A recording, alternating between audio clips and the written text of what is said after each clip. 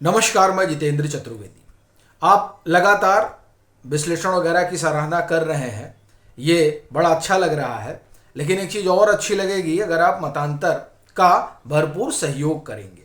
Description में detail दी गई है, वहाँ जाइए और जो मुमकिन हो सके वो आप सहयोग ज़रूर करिए। अब दो तीन आपकी शिकायतें हैं, थोड़ा उसको दूर कर लेते हैं, फिर इस चर्चा को आगे बढ़ाते हैं। खास तौर से SC/ST एक्ट के दुरुपयोग वाला जो मसला है उस पर बात करेंगे, और UGC वाला एक मुद्दा है ही है। लेकिन पहले आपकी जो शिकायतें हैं, देखिए दो तीन बड़ी कॉमन बात है जो निकल कर आ रही है सामने। पहली ये कि कई सारे अपने साथी समय समय पर ये कहते रहते हैं कि आप जो है रोहित वेमुला एक्ट पर बात करिए। देखिए, मैं आपको एक चीज़ बताऊं कि कर्नाटक की जो सरकार है, वो सरकार अगर कुछ कर रही है तो उस पर केंद्र सरकार एक तरह से कहा जाए कि एक्शन ले सकती है और वो उसे रोक सकती है। तो कायदे से मैं उस पर बात करूं, कई बार कर चुका हूं। ये सरकार चाहे तो उसको जो है वो रोक थाम सकती है। पहले भी आपने देखा होगा कि कई सारे बिल जो है वो राज्यपाल रोक लेते हैं इस आधार पर कि ये जो है राष्ट्रपति के लिए भेजा जाएगा कि वो इस पर विचार करें। तो इसलिए आप ये सवाल मुझसे करने की बजाय कायदे से ये बात सरकार से होनी चाहिए। एक दूसरा, अगर सरकार से सवाल पूछा जा रहा है तो इसका मतलब ये नहीं हो गया कि कोई सरकार के एक तरह से कहा जाए कि खिलाफ अभियान चलाने लगा। जहां गड़बड़ी होगी वहां सरकार से सवाल पूछा जाना चाहिए। खुद प्रधानमंत्री नरेंद्र मोदी कह रहे हैं कि भाई देखिए, आलोचना होनी चाहिए।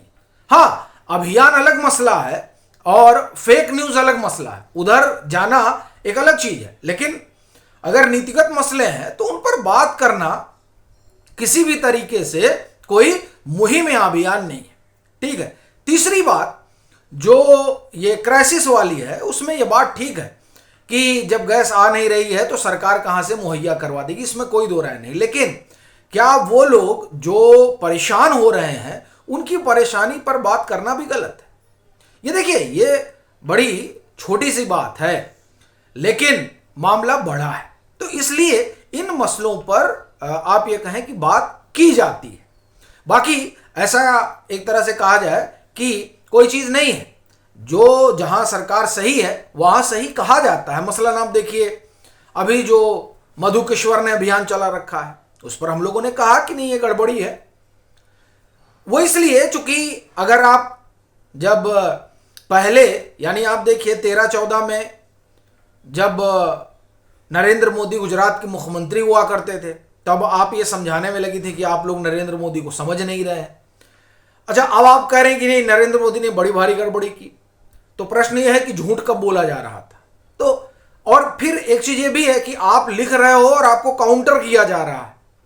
अभी किसी अधिकारी का हवाला देकर मधु किश्वर ने लिखा कि भाई उन अधिकारी के पास ये फाइल है, वो फाइल है। तो इतनी सारी फाइलें हैं तो कांग्रेस क्यों चुपचाप बैठी है? क्योंकि वो तो ये भी कह रही हैं कि वो फाइलें जो है वो सोनिया गांधी के पास भी हैं। अरे सोनिया गांधी फाइल रखी हुई है और चुपचाप बैठी हुई है। जो यूपीए की सरकार नरेंद्र मोदी को किसी भी कीमत पर जेल में डाल देना चाहती थी और उसने तमाम कोशिशें की कि किसी भी तरीके से नरेंद्र मोदी को बिहाइंड द बार भेजा जाए, उनके पास अगर ऐसी फाइल है जैसा दावा मधु किश्वर कर रही हैं, तो वो जब सरकार में रहते हुए उन्होंने नहीं छोड़ा और तमाम सारी जांच करा ली। जो मेरी अपनी जानकारी है कि ऐसा कुछ भी नहीं छोड़ा गया जब यूपीए की सरकार थी जिसके जरिए नरेंद्र मोदी को पकड़ा न जाए। लेकिन उनको एक तरह से कहा जाए कि रत्ती भर सबूत नहीं मिल पाया कहीं भी किसी भी तरीके के इन्वॉल्वमेंट का। तब तो, और आज आप कह रहे हो कि उनके पास फाइल है तो वो छोड़ देंगे।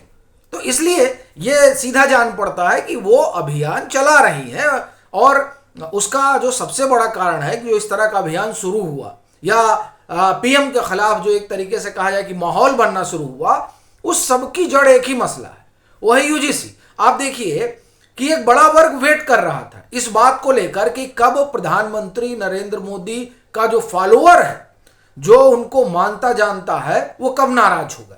और अभी भी आप देखिए, यूजीसी वाले मसले पर प्रधानमंत्री नरेंद्र मोदी के खिलाफ नाराजगी है। और बेतहासा नाराजगी है, वो आप ही लोग बता देते हैं। जब भी बात यूजीसी पर होती है कि यहां सरकार गलत है, तो आप ही में से बहुत सारे लोग जो है देखते हैं, लाइक करते हैं, साझा करते हैं। लेकिन आज देखिए, हमने एलपीजी पर बात कर दी, तो एक तरह से कहा जाए कि आप में से बहुत लोगों ने बहिष्कार कर दिया कि नहीं नहीं नहीं, आप एलपीजी वाली बात मत करिए, उसमें सरकार की कोई भूमिका नहीं है, वहां युद्ध चल रहा है। तो जब युद्ध चल रहा है तो ऐसी परिस्थिति में सप्लाई नहीं हो पा रही है, जब सप्लाई नहीं हो पा रही है तो उसमें सरकार कहां कूद पड़ेगी। इससे यह बात निकल कर आती है कि पीएम को लेकर, बीजेपी को लेकर जो नाराजगी है, वो नाराजगी का जो मूल है वो यूजीसी है। और इस यूजीसी की वजह से जो चीज उभरी है उसे पॉलिटिकली कैश करने में विपक्ष के कई अलंबरदार और वो लोग जो संघ बीजेपी में अंदर हैं और वो किसी भी तरीके से आप कहा जाए कि नहीं देखना चाहते नरेंद्र मोदी को, उनके लिए भी एक कहा जाए कि बहाना मिल गया, किसी तरीके से अभियान चलाया जाए। तो ये सारी चीजें इसलिए हो पा रही हैं क्योंकि यूजीसी ने पीएम को लेकर एक नाराजगी पैदा की है। और देखिए, इसको मेंटेन करने की कोशिश, मतलब इसे दूर करने की कोशिश हो रही है, जिसका एक बारगी हमने आपको बताया था कि खबर हुई कि साहब ये जो यूजीसी है उसको लेकर जो बीजेपी के खिलाफ परसेप्शन बन रहा, उसकी वजह से पीएम चिंतित है। लेकिन और भी कई चीजें हो रही हैं जो ये बता रही हैं कि किस तरीके से यूजीसी वाले मसले से उपजी नाराजगी को टैकल करने की कवायद शुरू हो चुकी है। और सरकार ये समझ रही है कि इसको दूर करना बहुत जरूरी है, क्योंकि इसके कारण वो स्पेस जो प्रधानमंत्री का हुआ करता था, उस स्पेस पर उनके खिलाफ जिस तरीके का अभियान चल रहा है वो बीजेपी जो है अफोर्ड नहीं कर सकती है, ये आप समझिए। और ये बीजेपी भी जान रही है कि 2047 का जो उनका अपना मिशन है, उस 2047 के मिशन को तभी पूरा किया जा सकता है जब ये जो स्पेस है, इस स्पेस पर अपने पक्ष वाले लोग बने रहें। अभी तो वो विपक्ष में जाकर खड़े हो गए, यानी वो खिलाफ हैं, यूजीसी के मसले पर लेकर कोई भी हमला हो बोलने को तैयार ही नहीं है। ठीक है, तो इसलिए वहां कवायद वगैरह चल रही है। और ये जो यूजीसी है वो गले में अटका है। अटका नहीं होता तो कम से कम धर्मेंद्र प्रधान शिक्षा मंत्री है, उनको यह ना कहना पड़ता कि हमसे चूक हो गई, और फिर सूत्रों के हवाले से खबरें न चलानी पड़ती कि पीएम नाराज है। यह इस बात का संकेत है कि सरकार इस मामले पर बैक फुट पर है और वो समझ रही है कि यहां गड़बड़ी हो गई। अन्यथा यह कहना कि इसे अवॉइड किया जा सकता था, यानी कहा जाए कि वो लिटमस टेस्ट के लिए भेजे, उसके बाद में इनको लगा रही ये तो मामला बड़ा गड़बड़ हो गया। तो इस वजह से आप देखिए, ये जो मुद्दा है, इस मुद्दे ने इन्हें बैकफुट पर खड़ा किया है। दूसरी चीज जो हम लोग यूजीसी के अलावा SC ST एक्ट के दुरुपयोग वाला मसला कर रहे थे, देखिए आज एक खबर आई और ये खबर आप लोगों के साथ साझा करना बड़ा जरूरी है। ये खबर आज ही की है और दिल्ली उच्च न्यायालय ने एक मामले में फैसला सुनाया है। ये सीधा सीधा विशुद्ध रूप से दुरुपयोग का मामला है, झगड़ा हुआ, मतलब ये आप समझिए कि विभागीय मामला है। हस्ताक्षर करने को लेकर जो है आपस में वाद विवाद हुआ, वाद विवाद के बाद मामला जो है शिकायत तक पहुंच गया, फिर वो FIR हो गई और उसमें कहा गया कि नहीं, इन्होंने हमारे साथ जाति सूचक शब्द का प्रयोग किया था। मामला दिल्ली हाई कोर्ट पहुंचा। दिल्ली हाई कोर्ट जब मामला पहुंचा तो जिसके खिलाफ ये कहा गया था कि साहब इन्होंने उपयोग किया है हमारे ऊपर जाति सूचक, उन्होंने बताया कि जो इनकी प्रारंभिक शिकायत है उस शिकायत में कहीं इन्होंने नहीं कहा था कि हमने जाति सूचक शब्द का प्रयोग किया है। प्रारंभिक शिकायत में सिर्फ मामला वाद विवाद का था, लेकिन बाद के दिनों में जो शिकायतें की गई उसमें जाति जोड़ दी गई। तब देखिए इस पर दिल्ली हाईकोर्ट ने बड़ा स्पष्ट जो है निर्णय सुनाया है और इससे एक चीज समझ में आती है कि किस तरह से इस अधिनियम का, इस कानून का दुरुपयोग हो रहा है। और शायद यही वजह है कि यूजीसी के साथ साथ अब कई सारी चीजें क्लब हो गई हैं जिसमें लोग प्रधानमंत्री नरेंद्र मोदी से अपेक्षा करते हैं कि कम से कम वो इन मसलों पर ठीक ठीक जो है वो कार्रवाई करें। मैं खबर आपको बताता हूं। दिल्ली हाई कोर्ट ने लक्ष्मीबाई कॉलेज की एक एसोसिएट प्रोफेसर रंजीत कौर के खिलाफ दर्ज एफआईआर को रद्द कर दिया है। यह एफआईआर अनुसूचित जाति और जनजाति अधिनियम और भारतीय दंड संहिता की विभिन्न धाराओं के तहत दर्ज की गई थी। हाईकोर्ट ने टिप्पणी की कि जाति आधारित आरोप पर एक प्रशासनिक विवाद में बाद में जोड़े गए प्रतीत होते हैं और इस विशेष अधिनियम के तहत अपराध मानने के लिए आवश्यक विशिष्टता का अभाव है।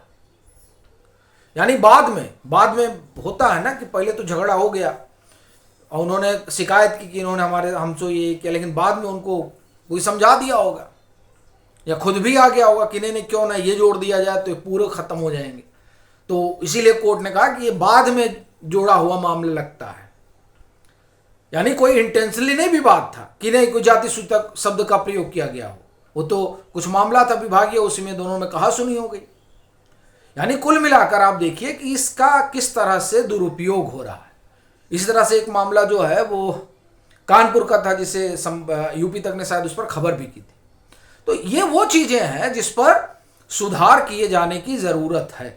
और देखिए यूजीसी के बाद अब तो देखिए कई तरह की चीजें आ रही हैं, जैसे एक अभी देखिए खबर है स्वदेश की, ये खबर मध्य प्रदेश से जुड़ी हुई है। स्वदेश ने जो खबर की है वो बड़ी खबर है और वो खबर भी बता रही कि साहब देखिए क्या कुछ चल रहा है, मतलब क्या क्या है। अब ये खबर जो है खबर कह रही है कि कृषि विभाग में सहायक संचालक के 71 पदों पर मध्य प्रदेश लोक सेवा आयोग द्वारा निकाली गई भर्तियों का मामला अब एक बड़े विवाद से घिरता नजर आ रहा है। ऐसा इसलिए क्योंकि भर्ती प्रक्रिया में 100% आरक्षण लागू होने और सामान्य और आर्थिक रूप से कमजोर वर्ग के एक भी पद नहीं छोड़े जाने के खिलाफ मध्य प्रदेश उच्च न्यायालय में याचिका दायर हो गई। अब ये सारी जो चीजें हैं, ये चीजें एक तरह से कहा जाए कि असंतोष पैदा कर रही हैं उस वर्ग में, जो वर्ग हमेशा ये मानता रहा कि कम से कम अगर बीजेपी की सरकार है, अगर नरेंद्र मोदी प्रधानमंत्री के तौर पर बैठे हैं तो अन्याय तो किसी के साथ नहीं हो सकता है। जो लोग ये मान रहे थे उनको लग रहा है कि साहब किसी के साथ नहीं हमारे साथ ही हो रहा है। ये जो भावना है, ये जो धारणा है, इस पर बीजेपी को काम करना होगा और तभी जाकर आप एक तरह से कहा जाए कि 2047 वाला जो उनका अपना दिखाया हुआ सपना है जिसे तमाम लोग देख रहे थे, वो तभी साकार हो सकता है। बाकी आपकी क्या राय है, ज़रूर साझा करिएगा।